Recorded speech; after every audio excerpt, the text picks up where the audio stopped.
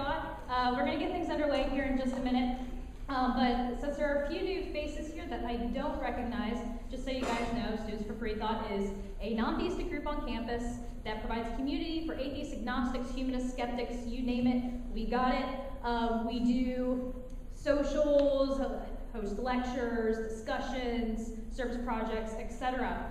I'm actually going to hand around a sign-in sheet, so if you guys are interested in following what we do, name and email. Next quarter, we will be bringing in a speaker as well, Phil Plate, that astronomer. He has a popular blog. We're also going to be, afterwards, back up. If you guys aren't email people, we have Facebook. Just look for Students for Freethought. You can follow us on Twitter, SFFOSU, or check our website, sffosu.org. If that's not enough for you and you're not going to drink the Kool-Aid and join the cult yet, afterwards we are going to Gooey's, which is a grilled cheese place and has a beer for those of you who are old enough to drink.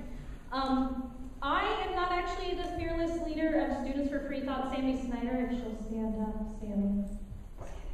And then she's our fearless leader, and then all the other officers, if you'll stand up. If you guys have any questions about SFF, go ahead and ask them. Don't ask me.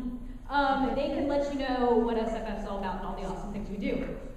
I am Ashley Paramore. I'm the Development Director for the Secular Student Alliance, and we're a national organization that provides funding to non-theistic campus groups across the country. We just hit 251, so there's more. Yay! There's more and more of us.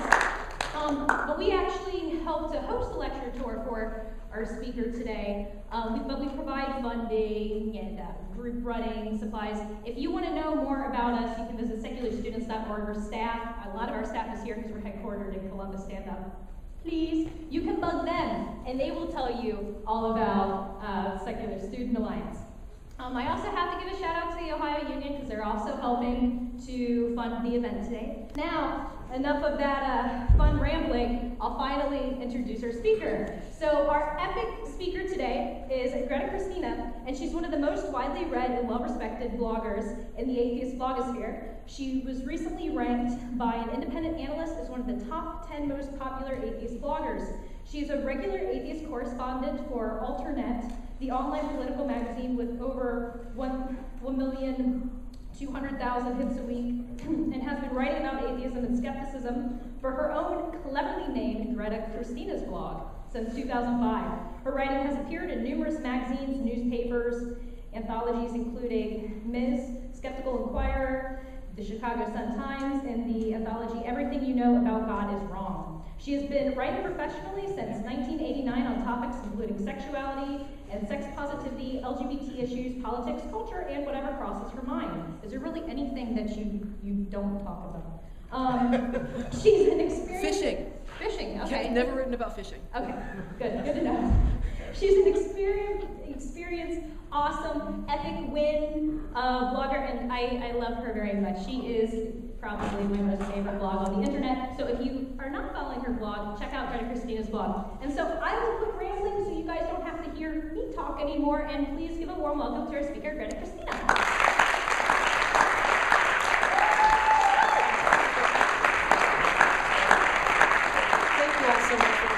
Is the mic on? Can you hear me? We're mic'd, we're good? Okay. Thank you so much for that really nice introduction, Ashley. Now I'm all bashful and I feel like I have a lot to live up to. I want to say thank you so much to Students for Freethought for inviting me out here today, and a huge shout out to the Secular Student Alliance. They are entirely made of awesomeness for organizing this whole tour. I've been doing a whole week-long tour giving pretty much this talk, the Atheism and Sexuality talk, at schools in Iowa and across Ohio, and the Secular Student Alliance made that possible. They funded it and they organized it, and I'm really deeply grateful because I have no money and no organizational skills, so I could not do this without them. I also want to say that I'm going to be giving another talk, an entirely different talk to the humanist community of Central Ohio on Saturday. And can somebody remind me, because my brain is jello from doing this tour, where exactly that is and what time? 1 o'clock, Northwood High Building, corner of Northwood and High Street. Okay, 1 o'clock, Northwood High Building. I'm sorry? I thought it was 2 o'clock. No. 1 o'clock. And that's on an entirely different topic. That's on the topic of diversity in the atheist movement. I also think that that's really important and really interesting. And I hope that some of you can come out for that as well. And I also want to say, come check out the Vagina Monologues. They were rehearsing here earlier today, and if you've never seen that play, it's killer, and check it out. And speaking of vaginas, I am here today to talk about atheism and sexuality. Unsurprisingly to anyone who understands how evolution works, sex is one of the most important and most powerful elements of the human experience. And religion has gotten to frame the conversation about sex, much like it's gotten to frame the conversation about pretty much everything, for hundreds and indeed thousands of years. And if we're going to work towards a world in which atheism is both more accepted and more common, I think that we need to offer some secular ways of dealing with sex. So today, I want to talk about some of the ways that we can be sexual without a religious framework. And I'm going to break that up into two categories. First, I want to talk about how atheists can view sexual morality without a belief in God. And then I want to talk about how we can view sexual transcendence without a belief in the supernatural. But before I talk about atheism and sexuality, I think we need to talk a little bit about religion and sexuality, to talk about what exactly it is that atheists are up against and what exactly it is that we have a problem with and what it is that we're trying to offer an alternative to. So the first religious view of sex that I'm going to talk about tonight is the view of most traditional religions. It's by far the most common. And that view is God cares who you have sex with and how. God only wants you to have sex with certain people, typically a person of the opposite sex to whom you're legally married, although not always, and I'll get to that in a minute. And God only wants you to have certain kinds of sex with those people. Even within sanctioned marriage, religious restrictions against the kinds of sex you can have include restrictions against oral sex, anal sex, sex using birth control, ejaculation outside the vagina, sex with a woman who's menstruating, the use of pornography and erotica, cross-dressing, and even some non-sexual activities such as dancing are often prohibited by religions because they can potentially lead to sex. Now, if these restrictions were based on fundamental human ethics or even on practical considerations, you'd expect them to be at least somewhat similar across every religion, or at least across most religions. But that's really not what we find. There's a few common themes. You know, sex is likely to result in procreation with an opposite sex partner that you're legally married to. That's usually on God's yes list. But throughout history and across different cultures, when we look at religious taboos on sex, we actually see a ridiculously wide range. For instance, some religions are okay with the standard variations, such as oral or anal sex, as long as it stays within marriage that the religion permits. Other religions believe that God frowns on any sort of sex other than what the sex educators refer to as PIV, or penis in vagina intercourse. Still others say that certain variations are okay, but they have strict prohibition on others. You know, they may say that oral sex is okay, but anal sex, that's really off the table. Some religions ban sex with a woman who's menstruating, others couldn't care less, etc., etc. And famously, different religions have different beliefs about how these rules should be applied to women versus men. The sexual double standard is depressingly common in a lot of religions, but the details of how that double standard gets applied vary tremendously. Is the punishment for adultery the same for women and men? Are the rules about interfaith marriage the same for women and men? Are the rules for divorce the same for women and men? Is monogamy required for both women and men, or are men permitted and indeed encouraged to have multiple spouses? Are men permitted to rape their wives? Different religions answer all these questions very differently. And even the question of who it's okay to marry, who it's okay to have this permissible marital sex with, varies tremendously from religion to religion.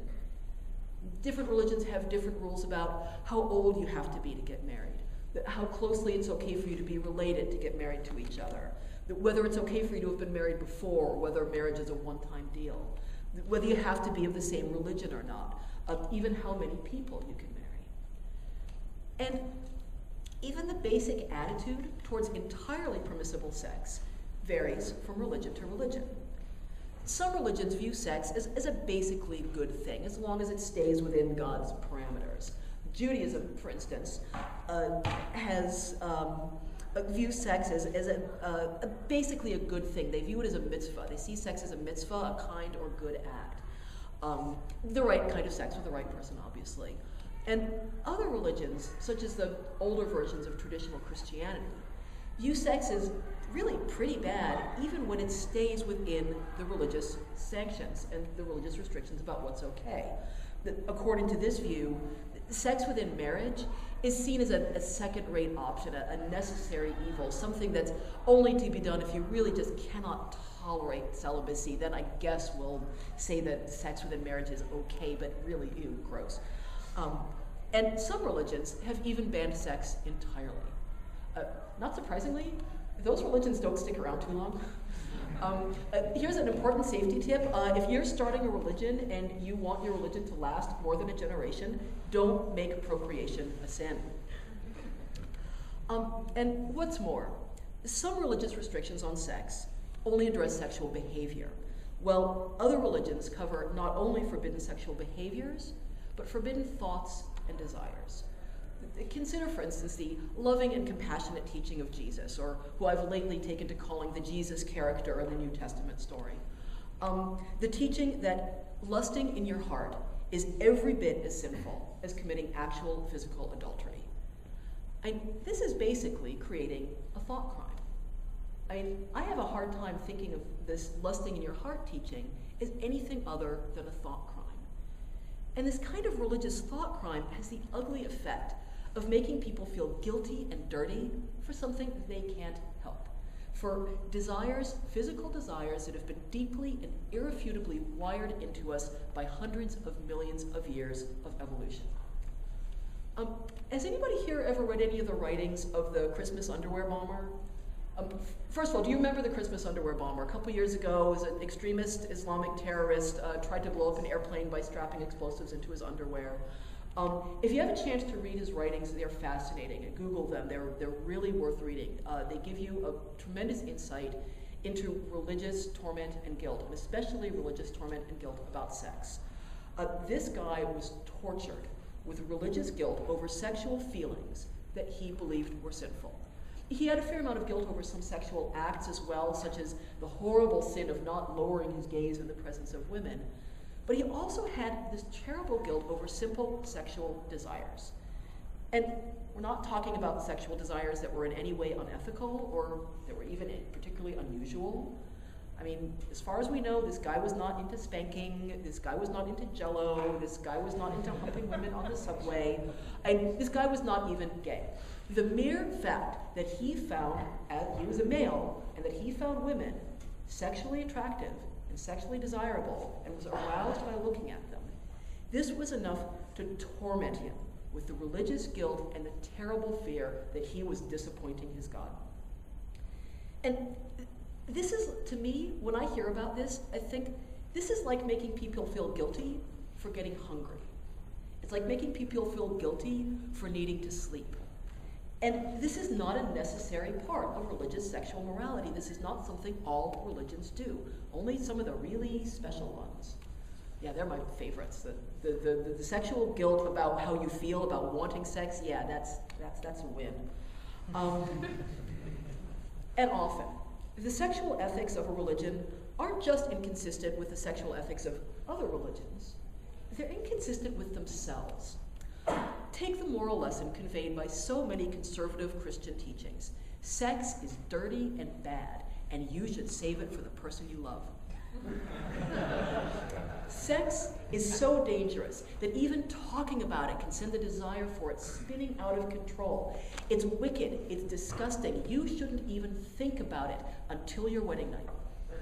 which, if you kept your virginity, will be a glorious pinnacle of intimacy and sacred delight. Now, okay, this teaching doesn't just conflict with the teachings of different religions, and it doesn't even just conflict with the basic realities of human sexuality, including the reality that first times really often aren't that great. It conflicts with itself. It's internally contradictory. And what's more, different religions vary, not just about what kind of sex God wants us to have and with whom, but about how much God cares. In some religions, God cares a fair amount about your sex life, but as long as you feel really bad about it afterwards and you repent, then you're off the hook. In other religions, modern fundamentalist Islam being the most notorious example, the kind of sex you have is just about at the top of God's priorities.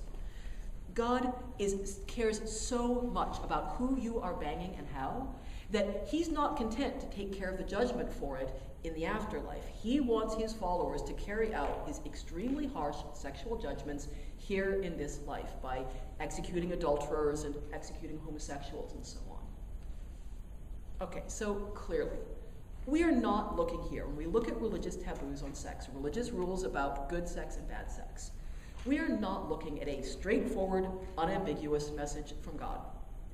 And we're not really even looking at a solid set of clearly thought out moral positions based on sound and consistent ethical principles. What we're looking at is an almost random set of taboos. Taboos that make no more sense than the taboos we have about food or drugs. There are many anthropologists, the one that I remember from when I was in college is Mary Douglas, who have argued that the point of taboos is to give people the feeling of control over powerful and important areas of our lives, such as food and sex and drugs.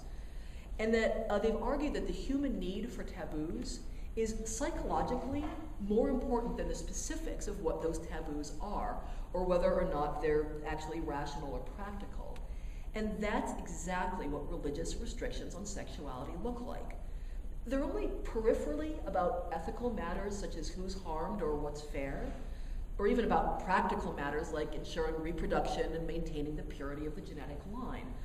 They're about making people feel like they have control over sex by creating a largely arbitrary line between good sex and bad sex and convincing themselves that this line was drawn by God. Now, granted, there are some more progressive and moderate versions of these traditional religions, Reform Judaism, progressive Christianity, etc., who believe that God doesn't really care all that much specifically about what you're doing in bed or with whom, as long as what you're doing is loving and consensual and it makes everybody involved happy. And no, these are not the most common versions of these religions by a long shot, but they're not unheard of either. And for these more progressive believers, in a day-to-day practical sense, their sexual ethics are a lot more like those of atheists and other non-believers. They're not based on what's going to make God happy or unhappy. They're based on what makes people happy or unhappy. But even the more progressive Christians, Jews, Muslims, etc., still believe that morality comes from God. They still believe that our moral compass was instilled in us by God. They think, yes, you can make your own moral decisions about your sex life, but they believe that that moral compass that we make those decisions on was put into us by God, and including our moral compass about sex. And obviously, atheists don't believe that, and we're not going to base our sexual morality on it. So, what's the atheist alternative to all this?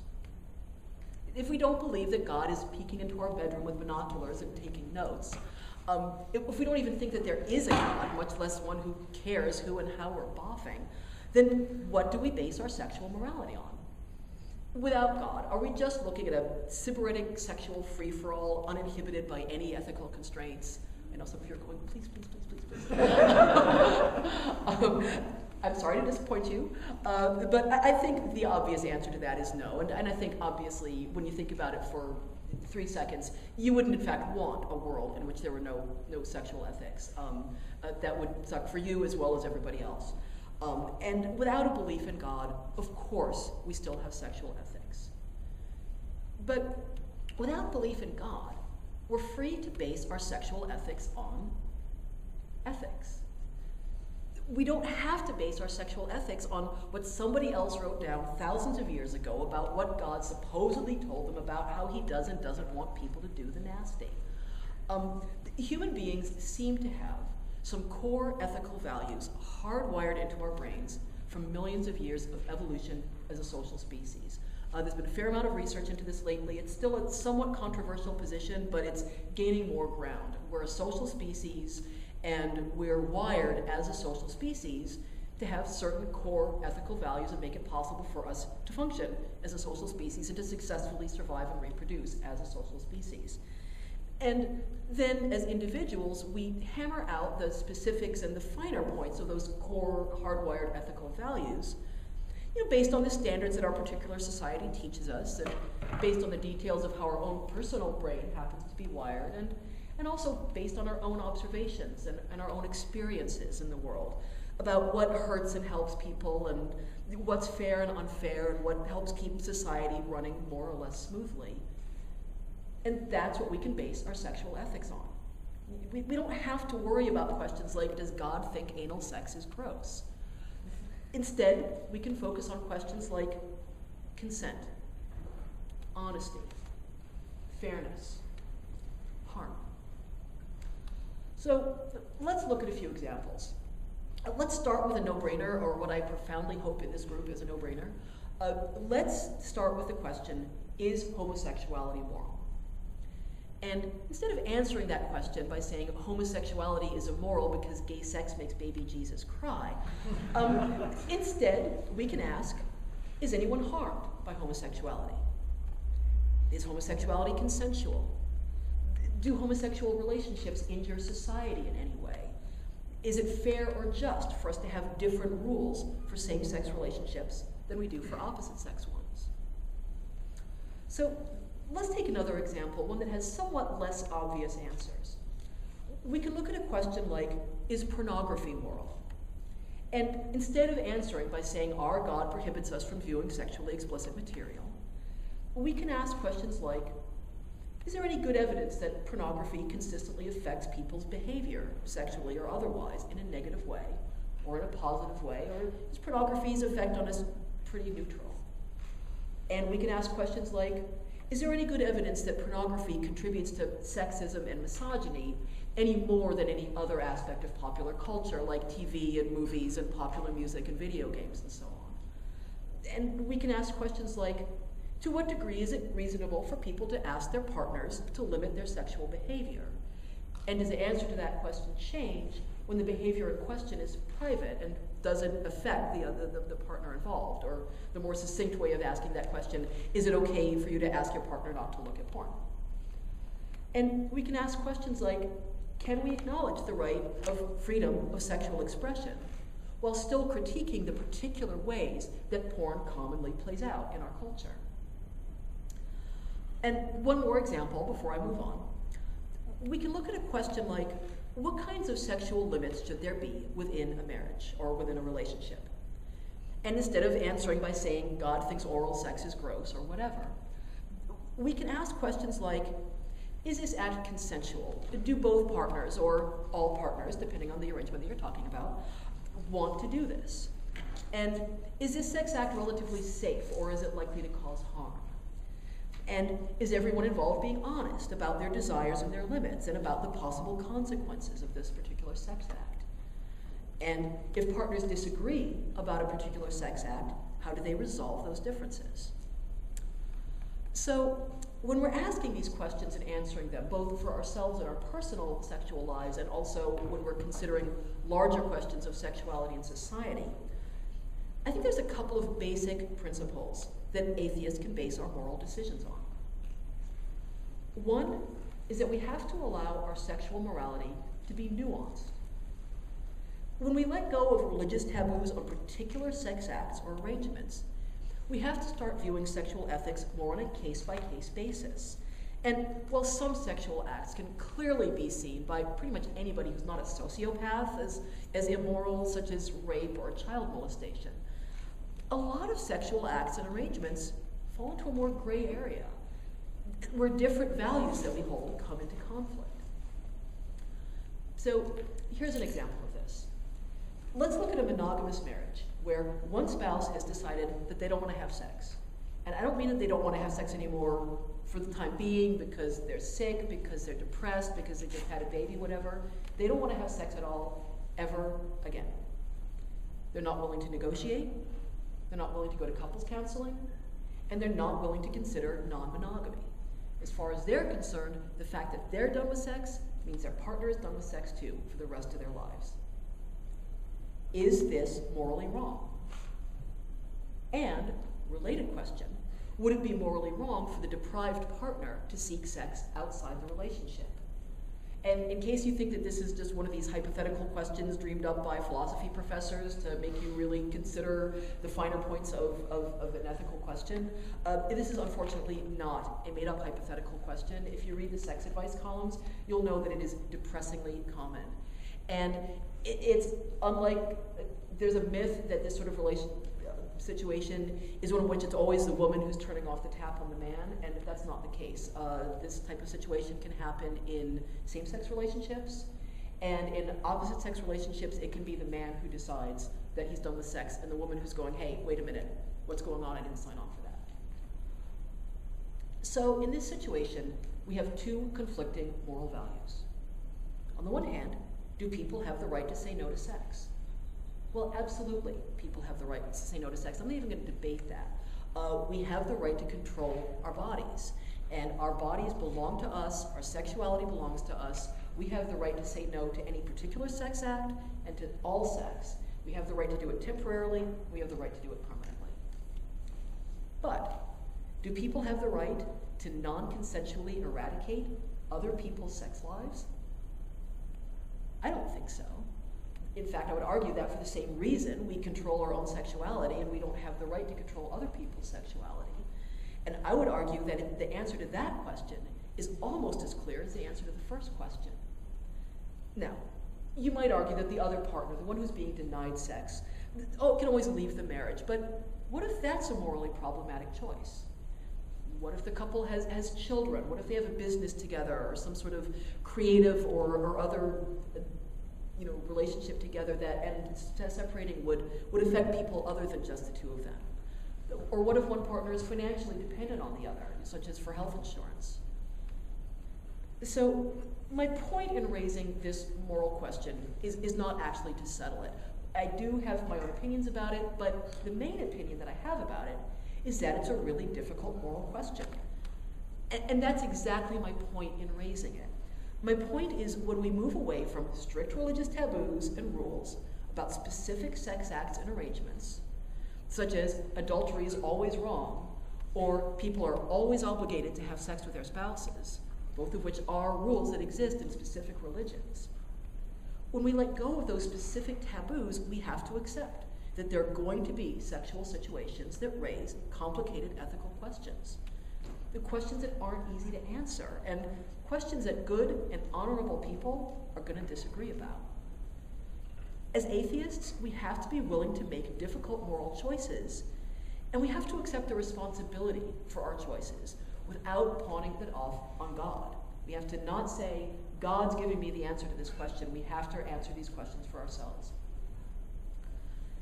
So that's one key ingredient of an atheist sexual morality, accepting the reality of moral nuance, and acknowledging that sexual choices can be difficult without one clear answer, and accepting responsibility for our own difficult sexual choices. Related to that is the idea that we have to not make our sexual decisions by default.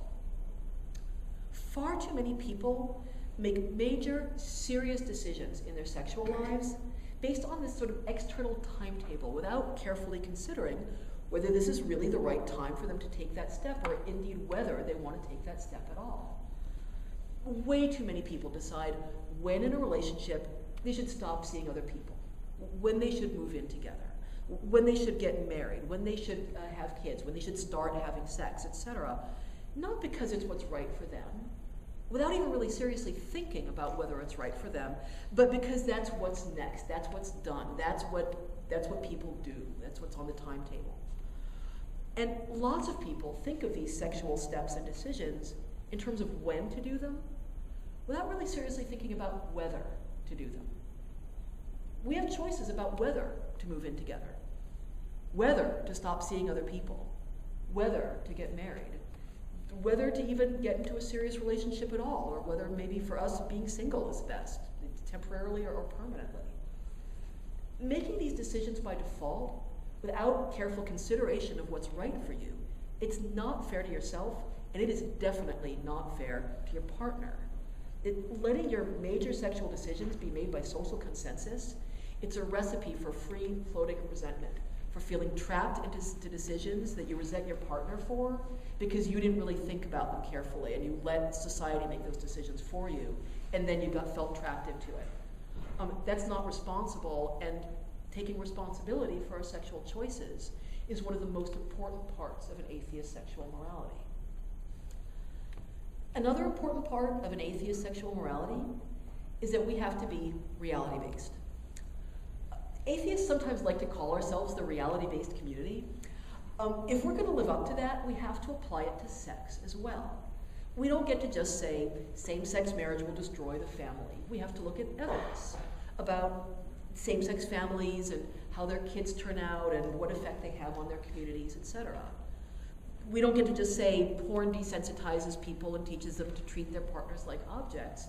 We have to look at the evidence about how porn affects the people who watch it or read it, whether occasional porn consumption affects people differently from frequent porn consumption, and so on. When we're evaluating the ethics of a sexual act or arrangement, we have to practice good, evidence-based practices, which includes, very importantly, being willing to change our minds. I was once in a debate online with an atheist about polyamory. Polyamory, for those of you who aren't familiar with the term, means a consensual, mutually agreed upon situation where people have sexual and or romantic relationships with more than one person at a time. Poly, many, amory, love. A lot of people don't like the word. It mixes Greek and Latin roots, and people get their heads in a twist about that. The other words meaning more or less the same thing are non-monogamy or open relationships or multiple relationships. The word that people who practice this have settled on for the most part is polyamory, so that's the word I'm going to use. Latin roots be damned. So anyway, I was in this online debate on the Daylight Atheism blog with an atheist who was insisting that polyamorous relationships were inherently unequal and selfish because of the inequity of what he referred to as the standard polyamory setup, namely the harem type of relationship where there's one person with multiple partners and those partners don't interact sexually with each other or with anybody else outside the arrangement. Like old-fashioned Mormon polygamy or like a sheik with a harem. So it was pointed out to this guy in this debate by many polyamorists and by many people who are familiar with the world of polyamory that there is no such thing as a standard polyamory setup. The concept of a standard polyamory setup was one that he had pulled entirely out of his own ass. That in fact, virtually every polyamorous relationship has a different arrangement tailored to meet the needs of the people who are involved in it. But the person making this argument refused to change his position and very stubbornly continued to defend it. That is not good humanist sexual morality. We need to be willing to change our minds when we're confronted with evidence that contradicts it. And this story that I'm telling about, this debate, it points up another principle of atheist sexual morality that I think is very important. When it comes to sex, we need to be willing to listen to the kind of people who are actually having the kind of sex that we're considering. Way too many people are willing to make moral judgments about gays and lesbians, porn consumers, polyamorists, consensual sadomasochists, sex workers, sex work customers, etc., without ever talking to the people who actually practice these acts and arrangements, without ever bothering to read the writing of people who practice it, without even bothering to spend 10 minutes Googling, to see what do people who actually do this say about what they do. That is not good humanist sexual morality. We need to not prioritize our own prejudices and preconceptions about a particular sex act at the cost of ignoring the people who actually engage in it. Now, we don't necessarily have to agree with these people. I mean, I've had conversations with people about sexual acts or arrangements that they were involved in, and I've, discussed it with them, I've listened, I've, gone back and forth with them, I've, listened very carefully to what they did and how, and I've concluded, I'm sorry, but I really think that what you're doing is not okay. We don't have to agree with them, but we have to listen to them. We have to consider the possibility that maybe they know more about their own sex lives than we do. And related to this, we also have to remember that media depictions of alternative sexuality tends to be inflammatory and sensationalist. We have to not think that we know everything there is to know about consensual sadomasochism, about sex work, about transgendered people, whatever, just because we read an article about it in the New York Times.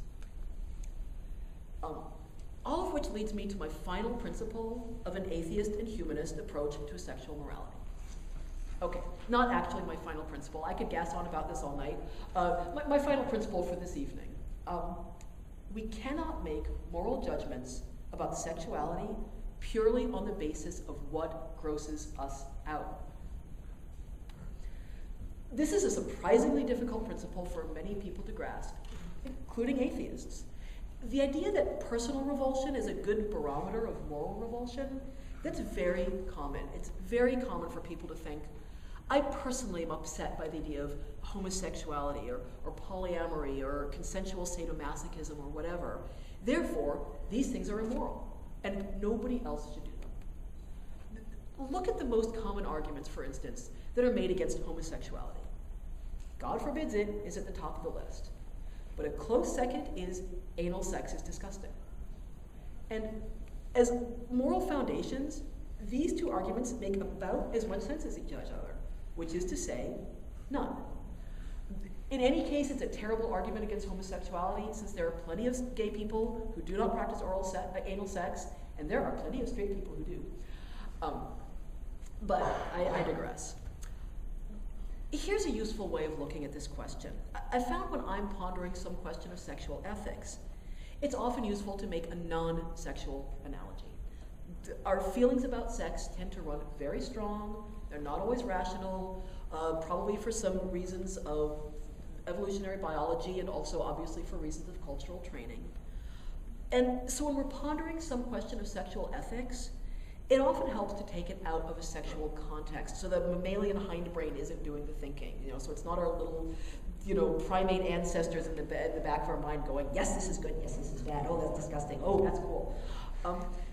And when it comes to this question of whether personal revulsion should translate into moral revulsion, I like to do what I call the broccoli test.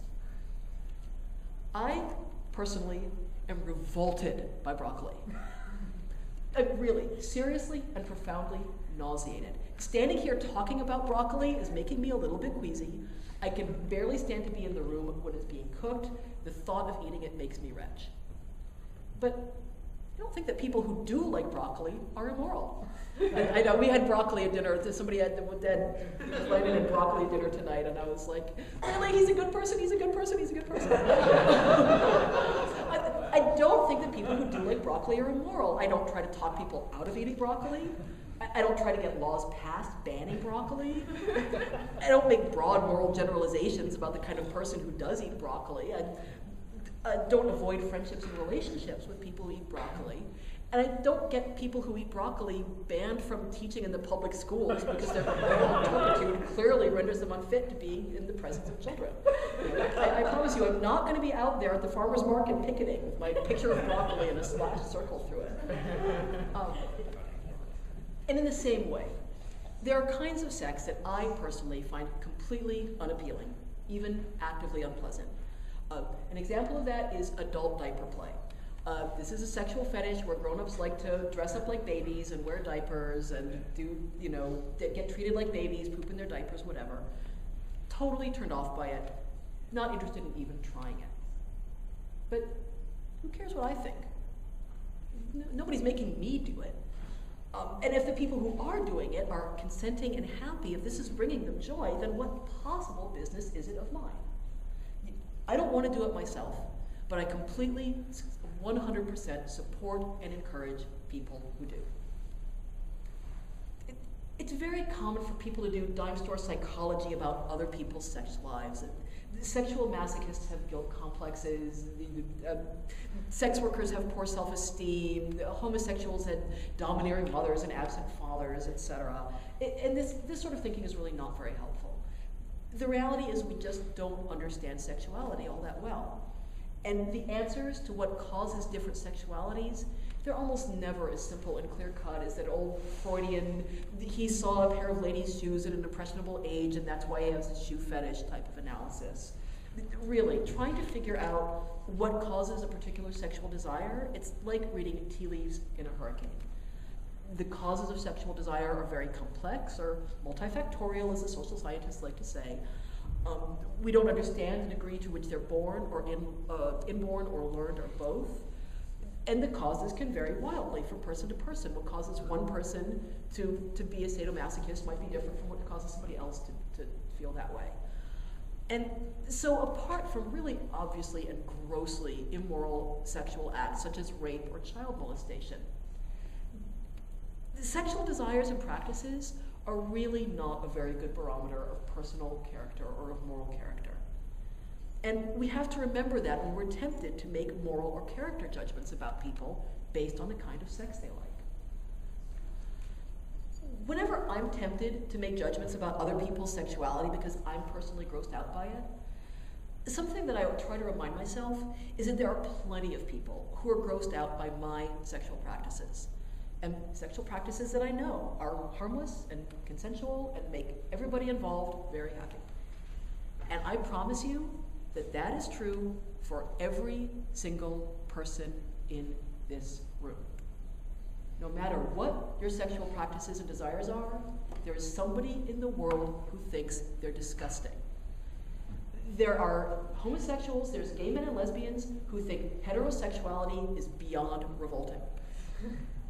There are people who think celibacy is just weird, unnatural, and freaky, and why would anybody in the world want to do that? So, if I want other people to respect my right to make my own sexual decisions, as long as they're consensual and fair and don't harm anybody, I need to extend that same respect to other people.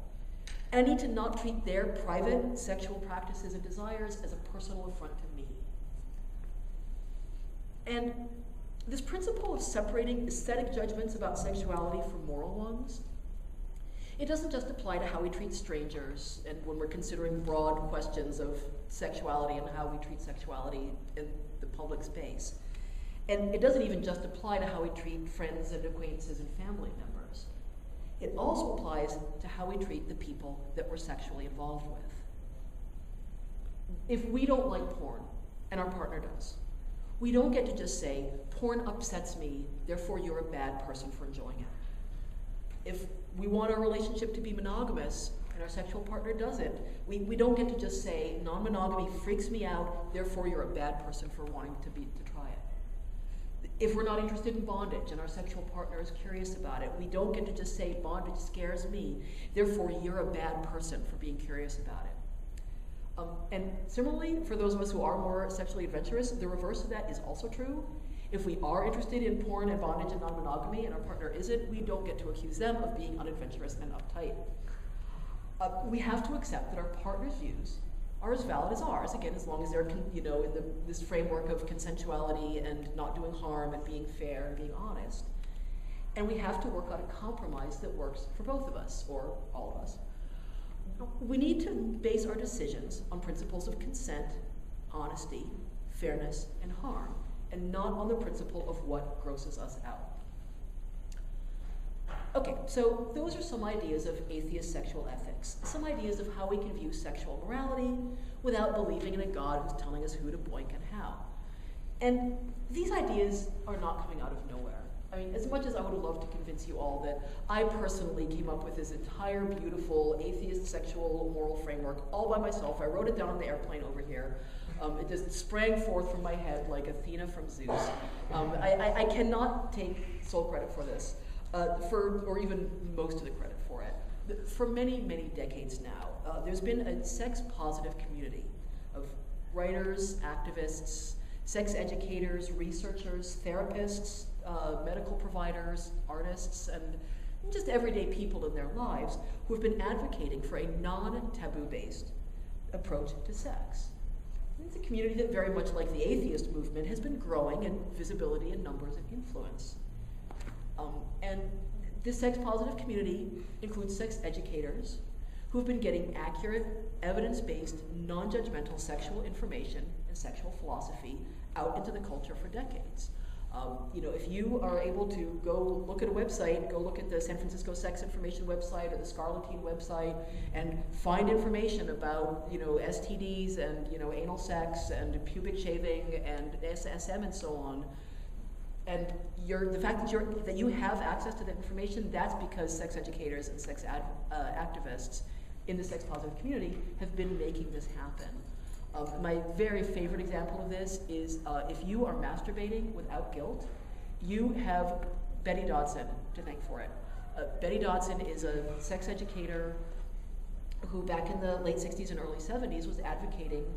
She was basically the pro-masturbation woman, and I don't know how much you know about sexual history, and this seems very weird, I think, to people who are growing up today, but for many decades and many centuries, masturbation was viewed as, at worst, this horribly wicked, sinful, terrible crime against God, and at best, as sick, as a sign of mental illness, as a sign that there was something really wrong with you. And starting in the late 60s and early 70s, a number of sex educators, but especially Betty Dodson, started advocating for the view that, hey, masturbation was okay. Then certainly from an ethical standpoint, it's pretty much ethics-free. It doesn't affect anybody but the person involved. And it teaches us about our bodies, it makes us feel more comfortable with sexuality, it makes us better sex partners, etc. And Betty Dodson pretty much single-handedly, if you'll pardon the pun, pretty much changed the way we view masturbation. So the sex-positive community that I'm talking about, it includes polyamorists and other non-monogamists, people who have become experts in the art of communicating sexual desires and limits in a way that makes everybody involved feel respected and loved and taken care of. And these are skills that everybody can make use of, even people who aren't interested in non-monogamy. I promise you, even if you have no interest in anything other than a monogamous relationship, I encourage you to check out books about non-monogamy because they can teach you a lot about how to talk to your partner about sex.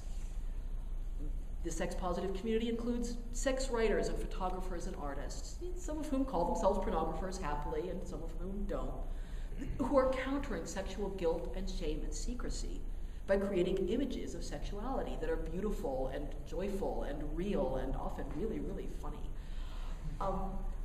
This community includes feminist and sex-positive sex toy companies who are, again, countering sexual guilt and shame and secrecy, not just by selling you vibrators, but by offering the idea that sexual pleasure is valuable and that it's worth pursuing for its own sake. It's a community that includes consensual sadomasochists who have gone to tremendous effort to learn how to practice their desires safely and to teach newcomers to the scene how to do the same. And again, whose skills at honest, open, detailed negotiation have filtered out into the sex-positive community at large and even into mainstream culture. And the SM community has even adopted a motto, safe, sane, consensual, which is a motto that bears a very close resemblance to this atheist sexual morality that we've been talking about. And the sex-positive community includes plenty of regular old monogamous couples with regular jobs and regular lives who have dinner and put the kids to bed and then swing from every chandelier they can think of, using the information and the philosophy that they've taken from the sex-positive educators and artists and sex toy companies and researchers and so on, and are passing it on to the other people in their lives. And this sex-positive community has been loudly and passionately opposed to the conventional religious views of sex. The view that God cares about who we have sex with and how, and that we should base our sex lives on God's largely arbitrary rules. And yet, while the sex-positive community has vehemently rejected the conventional religious views of sex, to a great extent it's done this not by rejecting religion altogether, but by embracing alternative religion, especially by embracing New Age religion, and bringing these positive views of sexuality into their spiritual beliefs. And that brings me to the second part of my talk. We've been talking, for the most part, about how atheists can frame sexual ethics without religion. But how can we frame sexual transcendence without religion? What alternative can we present to the religious view? How can we acknowledge and celebrate the power of sex to transform consciousness, to take us out of time, to transport us out of ordinary physical experience, to connect us powerfully and intimately with one another in a way that can feel almost telepathic, and still view it as an entirely physical, material, non-supernatural experience? So again, like I did with ethics, I want to talk a little bit about this religious and spiritual view of sexuality before I get into the atheist alternative. I want to talk about what it is that we're offering an alternative to. And specifically, I want to look a little bit about where this spiritual view of sexual transcendence comes from. The sex-positive community is very often a very spiritual community. Many varieties of Wicca, goddess worship, shamanism, Tantra, astrology, chakras, ki, belief in a collective metaphysical consciousness, and other forms of New Age belief and magical thinking permeate it. And these spiritual beliefs are often not separate from the sexual culture. They're often very tightly woven into it.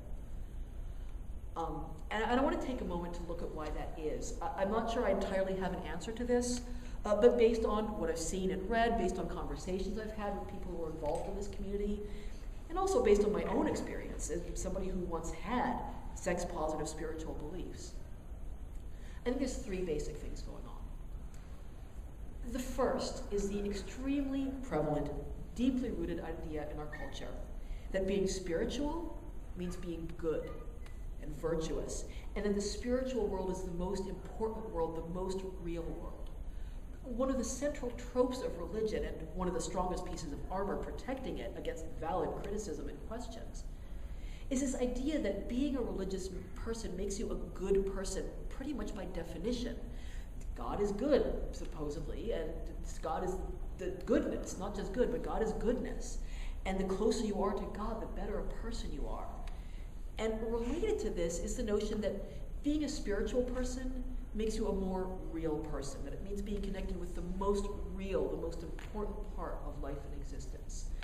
According to this trope, the material world is hollow. It's a mere shell for the creamy metaphysical goodness that lies within. And focusing on the material world, that makes you just shallow, and focusing on the spiritual world, that makes you deep. And even when people reject conventional religion, these ideas can be very pervasive. These ideas permeate our culture. Even when people reject conventional religion, even when they haven't been brought up personally with conventional religion, these ideas can still be with us unconsciously or otherwise. And so when people begin to embrace sex positivity, when they begin to embrace sex as a valuable, important part of human experience, it seems natural to frame it as a spiritual experience. People have absorbed this idea that the spiritual world is both the most good and the most real world that there is. And so when they reject this conventional view of sex as trivial and wicked, when they start reframing it as valuable and beautiful, it seems natural to see sex in spiritual terms.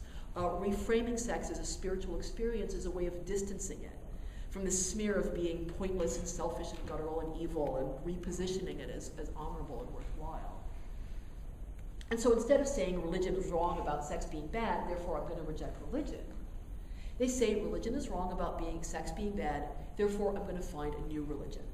Or, as many people do, I'm going to make up my own. So I think that that's the first part of this New Age sex-positive spirituality phenomenon. The second part is that the sex-positive community tends overwhelmingly to be a progressive community. It's politically progressive for the most part, it's socially progressive. It's the community that rejects or at least questions the mainstream establishment. And unfortunately, a lot of progressive people see science as part of the mainstream establishment. They see science as the man who's, crushing our spirit with his horrible boot and trying to force us all into conformity. So I'm going to take a very brief note here about science and religion. I promise it's not a tangent. I promise I'm going to make it relevant in a moment. I'm not saying that science and spiritual belief are inherently incompatible. People can have religious beliefs and still do good science. People can have religious beliefs and still respect science. But it is undeniably the case that a greater degree of familiarity with science and with the scientific method that tends to make people more skeptical about religion. And maybe more importantly, religious and spiritual belief relies on forms of evidence, air quotes evidence, such as personal intuitive experience, trusting what other people say, cognitive errors such as confirmation bias, prioritizing emotional responses over logical analysis, forms of evidence, again so-called, that science is specifically designed to doubt and to question, to filter out.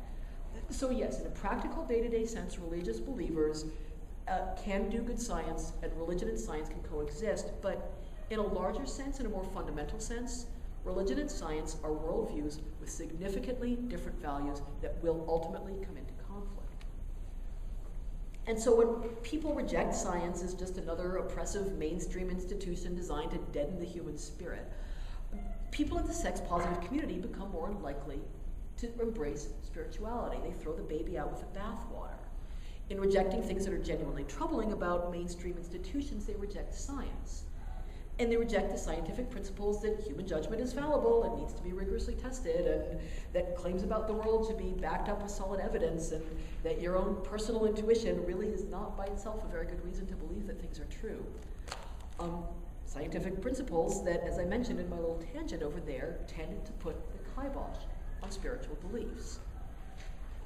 And so again, because the sex-positive community tends to reject mainstream culture almost reflexively, it tends to reject science, and rejecting science tends to lead people to embrace spirituality.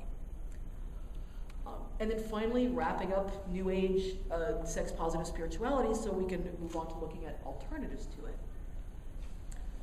I think a big part of this sex-positive spirituality phenomenon has to do with the nature of sex itself.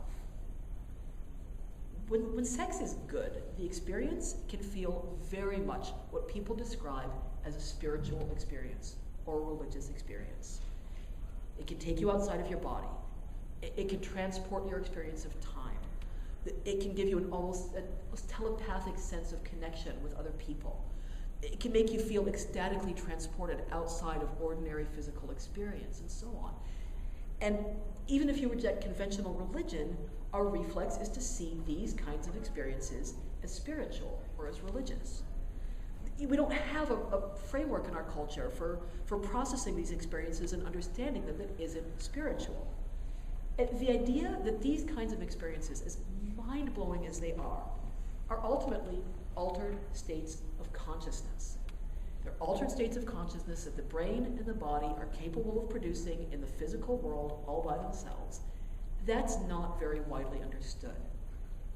And so when people start to have really good sex, this sort of time-bending, body-transcending, like statically transporting type of sex that feels like a religious experience, they tend to see it as a religious experience. And that's the main framework we have in our culture for these kinds of experiences.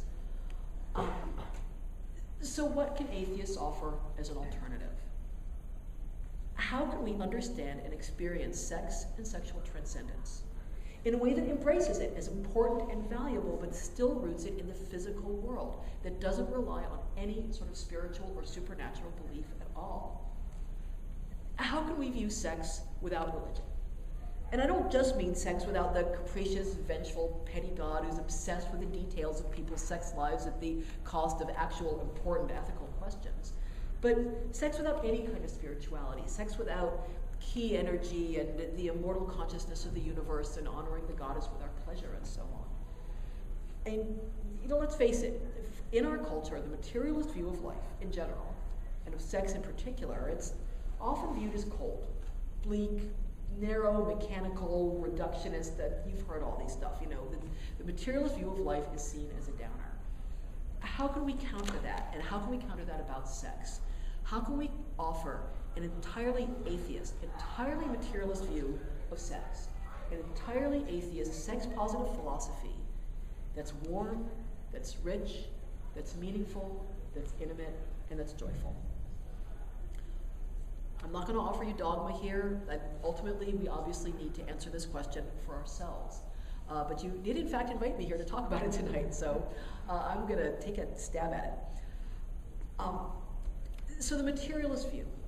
says that there is no supernatural world at all. There's only the physical world. And all these things that seem non-physical, feelings, choices, selfhood and identity, transcendent sexual ecstasy, and consciousness in general, all these things that seem non-physical, they're actually products of the brain, and of the brain's interaction with the body, and of the brain and body's interaction with the rest of the world. We don't yet know exactly how this works. I'm the first to acknowledge the sciences of neurology and neuropsychology are still very much in their infancy. But the overwhelming evidence that we have so far, and body of evidence that's growing more and more every day and every week and every year, is that this seems to be the case. Consciousness and conscious experience is a physical process. And to me, this is not a downer. This is magnificent. To me, the idea that out of nothing but earth and water and sunlight, these wildly complex living beings have developed, and not just with the capacity for consciousness, but with the capacity to create the experience of ecstasy for ourselves and one another. That is just jaw-droppingly astonishing. We can create the experience of joy, of deep, expansive pleasure that takes us out of ourselves and into one another. And we do it through a complex rearrangement of the energy of the sun and the atoms and molecules of the earth. That is magnificent. That, more than any spiritual belief I ever had, makes me feel both humble and proud. That makes me feel intimately connected with the universe in a way that no spiritual practice I ever had ever did. What's that old hippie song about how we're stardust made of billion-year-old carbon? You don't have to believe in metaphysical energy to think that that is wicked cool. We are stardust. We are made out of stars. That is awesome. So there's something else too.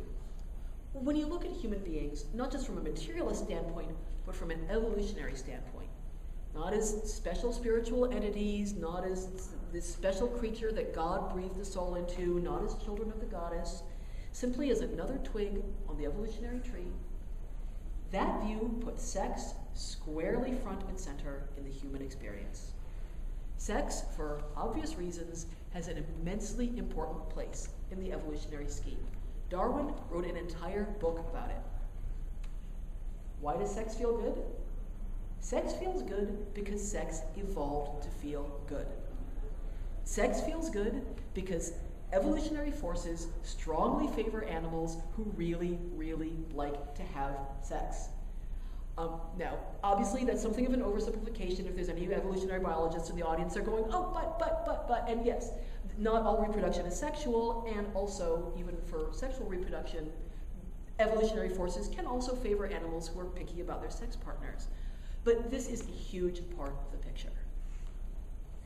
Now, of course, for human beings, birth control and other, shall we say, non-reproductive sexual practices have been shifting the picture somewhat, putting reproduction into our conscious control and increasingly setting it apart from sexual pleasure.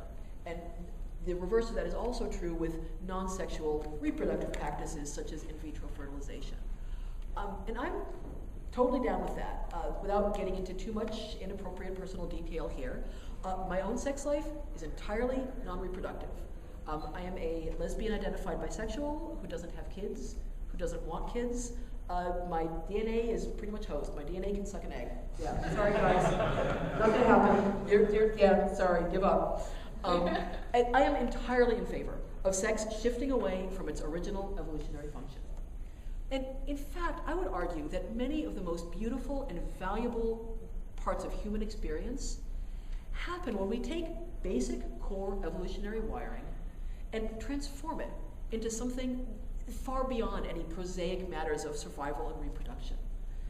Look, we took our animal need for palatable food and we transformed that into chocolate mousse with salt and caramel sauce. or Jenny's ice cream, as the case may be. We took our animal ability to make and use tools, chip away at the rocks and go stab the rabbit. And we turned that into the Apollo moon landing. We took our uniquely precise ability to communicate through language so we could tell each other how to go kill the rabbit, and we turned that into King Lear. And the same is true for sex. We've taken our hardwired urge to replicate our DNA, and we turned it into an intense and delightful form of communication, intimacy, creativity, community, personal expression, and love, regardless of whether any DNA gets replicated in the process. But it's undeniable that these evolutionary forces are where the roots of sexual pleasure lie, and they're roots that go back hundreds of millions of years. So, in other words, according to a materialist viewpoint, the capacity for transcendent sexual joy is hardwired into our brains. It is deeply and powerfully hardwired. It is a crucial and central feature of our lives because of millions of years of evolution through sexual reproduction. And this doesn't just mean that suppressing and trivializing sex is stupid and futile, that it's dangerous and harmful, that it's a cruel and pointless crusade against the deeply laid grain of our nature, although it certainly does mean that, and I will rant about that endlessly. But it also means that the act of sex and the experience of sexual pleasure connects us to every other living thing on Earth. We are the cousins of everything that lives on this planet. We have a common ancestor of primordial soup going back billions of years. And we are all related, not entirely, but substantially, because of sex. That is awesome. That makes me want to stop the talk, get on a plane, fly back to San Francisco, and have sex with my wife right now. Just so that I can feel connected with my fish and tetrapod and primate ancestors. That blows my mind. And finally, when you don't believe in God or the soul or any sort of afterlife, when you believe that this short life is all that we have, then making the most of that short life and taking advantage of the joyful experiences it has to offer suddenly becomes a lot more important. And it's almost a moral obligation. As Richard Dawkins has so eloquently pointed out, the odds against you personally having been born into this life are beyond astronomical. Are you going to waste that life by not giving yourself and other people who are also astronomically unlikely as much joy as you possibly can? Now, this doesn't mean, as many anti-atheists claim, that without belief in God or an afterlife, we can and would behave entirely selfishly and with no moral compass. It doesn't mean that even a little bit. We covered that already in the first part.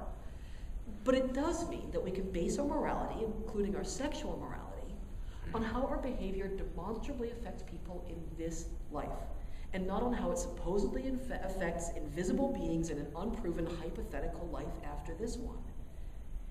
And it means that as long as we don't cause harm to people in this life, it's not only acceptable, but a positive and meaningful good to engage in any activities that bring joy and epiphany and meaning to ourselves and the people around us, including and maybe even especially sex.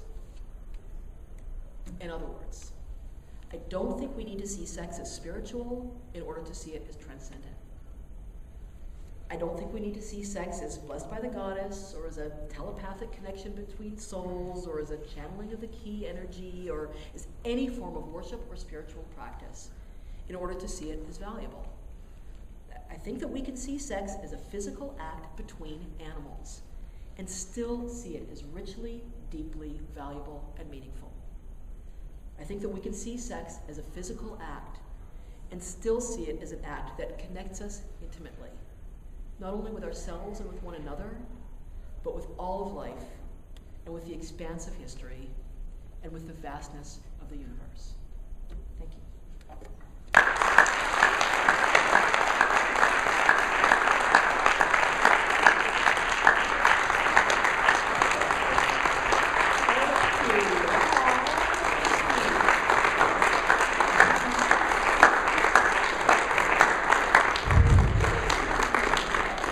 So we have time for Q&A, right? We have to be out of here at 9 o'clock, but we have 15 minutes, so as long as you're not,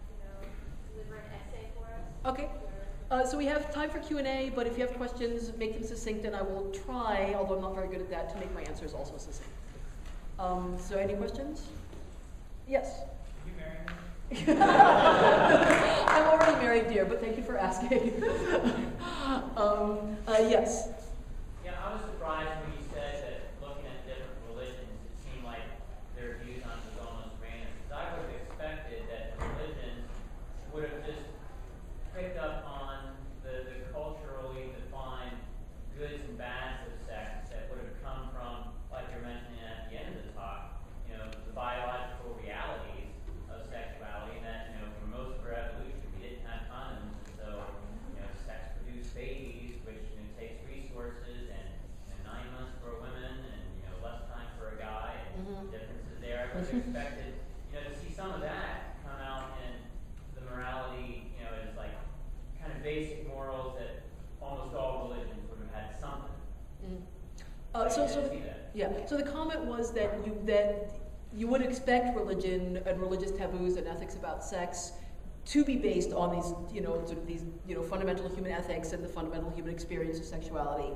And one thing that was actually pointed out to me in one of these talks is that there are some religious taboos on sex that did at one time have some sort of practical application, and they just don't now. In fact, you know, for instance, you know, rules against having sex with lots of different people. I mean, if you're in a world where there's no condoms and there's no penicillin, you know, you can have, you know, situations where STDs can get out of control, and that's no longer, and it's still relevant today, obviously, but it's less so. And so, you know, you could argue that the taboo against having multiple partners, you know, had some basis of practicality. One of the big problems with religion is, first of all, well, some of the taboos have a practical basis, many of them don't. Again, they're just sort of part of this part of us that just wants to divide the world into good and bad, and that almost doesn't care whether that division of good and bad is practical, because dividing the world into good and bad makes us feel like we have control over the world, and that's a lot of what I think religious taboos on sex look like. But the other problem with religious taboos on sex is that because religion isn't based on reality, because it's based in, it's untestable, it's based in this belief in this invisible being or beings in the sky who are giving us the rules, and there's no way to have a reality check with it, it's very hard for the taboos to evolve. It's very hard for the rules to change. If your rules are just rooted in reality and practical issues or ethical issues, then when society changes, when technology changes, and when medicine changes and so on, we can change the rules. And it takes time because people are stubborn and slow, but it can happen. But when the taboos are based on, you know, this rule book that was written 5,000 years ago that can't be changed, and because the person who supposedly gave us the rules is invisible and nobody's talking to him, and people people who claim they're talking to him are all arguing with each other and they can't agree, that makes it really, really hard to change the rules. And that's one of the biggest problems with religious taboos, is that they're way more stubborn than other kinds of taboos. So any other questions? Yes? I just happen to be reading a book that, it's not an instruction manual, I guess I should point out. It's called Solitary Sex, A Cultural History of Masturbation. Oh, who's the author of it? Thomas LaCour. Okay, I'm not familiar with it, but. It's really interesting, you know, sometimes I find it really despairing, you know, all the hang-ups society still tends to have about sexual matters. But then reading this, I'm not very far through it yet, but to realize that there's a rabbinical tradition of arguing whether it's an affront to God for a man to hold his penis as he urinates. You know, it's like incredible progress has been made, and it's really hard to realize that sometimes. So the comment is that when you look at taboos on sexuality, I mean, it's very easy to get despairing and to feel frustrating. It's like the world is so, what's the word I'm looking for, stupid. But I think that it is, and you know, and those of us who are involved in these fights, in the fight for atheism, the fight for sexual liberation, the fight for feminism, and so on, it can be very frustrating, you know, because it's like this 2 steps forward, 1 step back type of thing. But I think it is something that I find helps give me strength, and I think that that's an important point, is to look at how far we've come. It's one of the reasons I talked about the history of masturbation, is, you know, that hasn't been that long. It's been like 40, 50 years. We've radically changed the way we view masturbation. We've radically viewed the way we view all kinds of sexuality. I mean, when I was born, homosexuality was illegal in almost every single state, and now same-sex marriage is legal in, what, half a dozen. A lot of things, you know, birth control was against the law in most states when I was born, and now birth control is being advertised on television. So that's, you know, the world is changing, and I think that that's something that we need to take heart about. And I don't think that that's an excuse to get lazy and say, oh, the world's changing, therefore we don't have to worry about it, because there are forces that are pushing back on that very hard. You know, anybody who had abstinence-only education in high school knows how that works. But it is possible to create change, and it's possible to create change fairly quickly, especially in the world with electronic media and the internet and so on.